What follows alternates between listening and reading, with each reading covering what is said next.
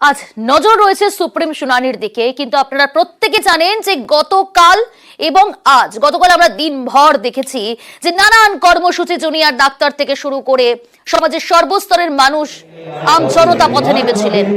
রাজ্যটা কর্মসূচি পালন করা হয়েছে, ভোর দখল কর্মসূচি, এবং আজও নানান কর্মসূচি রয়েছে, প্রতিবাদ কর্মসূচি রয়েছে। কি কি কর্মসূচি রয়েছে জানার চেষ্টা করব, আপনাদের জানাবো। সামনে রয়েছে আমাদের